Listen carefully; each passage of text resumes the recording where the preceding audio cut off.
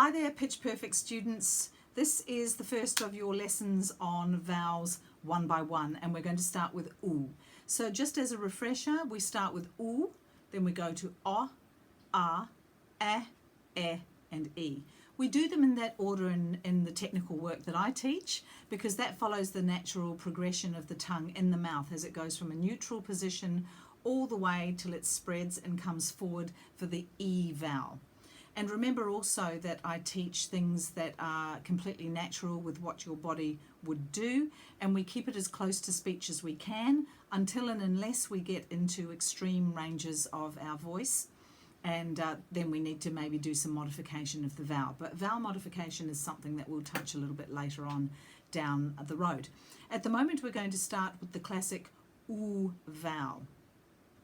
Now, one thing that you must know about the OO vowel, it's the first of two back vowels.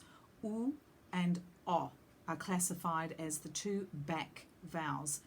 I think really they're called back vowels because you tend to feel them more deeply. OO, O.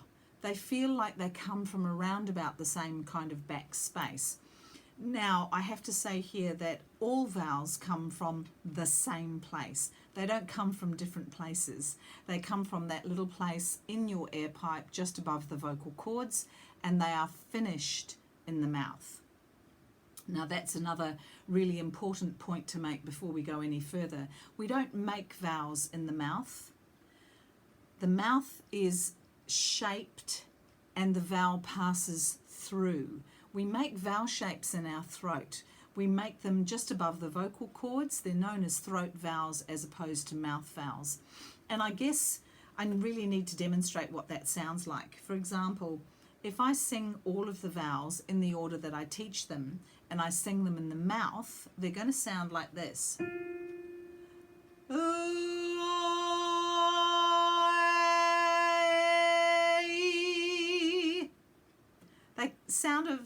They kind of sound flat, one-dimensional. But if I bring the placement of my vowel back to just above my vocal cords, see if you can hear the difference. This is what I would call a throat vowel.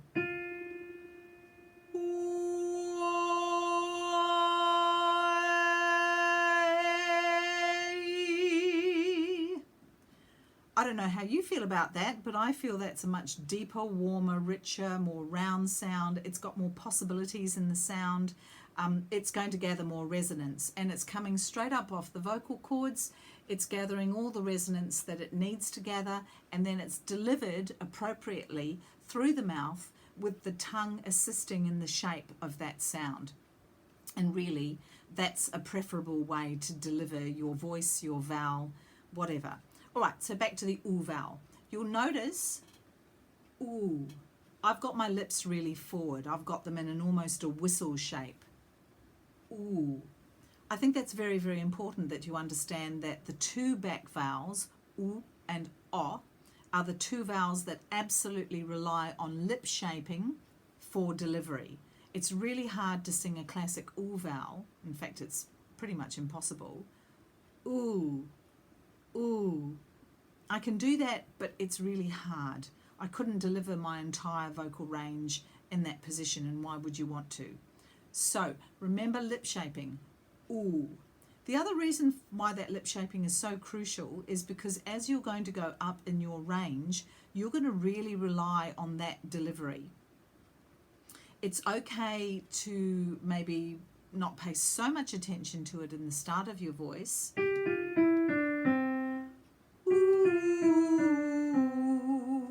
But if we're up here,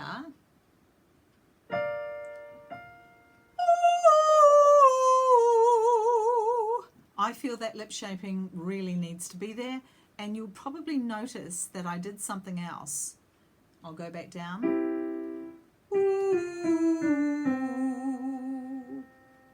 That's kind of a small round shape. Okay, if I go back up here.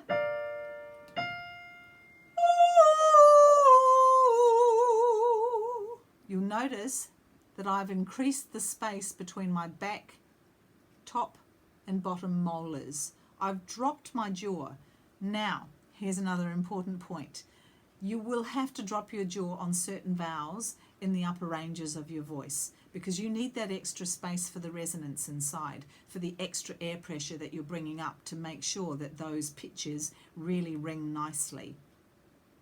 You also need to make space for the air to come off the soft palate onto hard palate resonance. There's a lot involved in that. But a simple thing to do is simply to create space between your upper back molars and your bottom back molars.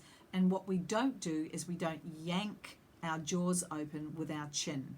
Remember that all of this has very little function in vocal production, in the producing of a voice. It's a finishing stage, if you like, because we don't sing from here in, we sing from in out, and that journey comes that way. So whatever happens here has to be a natural consequence of what we've done here, and that's a really good way to think about vocal production, I think. Okay, so the journey of the OO vowel at the top of your voice is going to require that you loosen your jaw joint. If you yank it down mechanically with your chin, you're going to feel a lot of tension because all of these tendons and ligaments are going to come into play.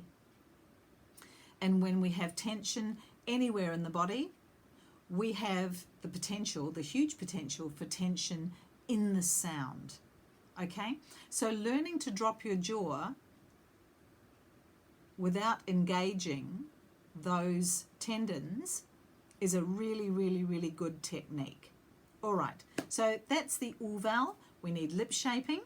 We need to know that the journey of the OO vowel is a direct journey from internal to external, that we shape things here, and in actual fact, that's where we shape all our vowels. I'll be demonstrating that a little further down the line for you, and that we don't make mouth vowels, we make throat vowels, and we deliver them. So this is our delivery system. I hope that helps, and I'll see you in the next video for the O vowel. Thanks. Bye.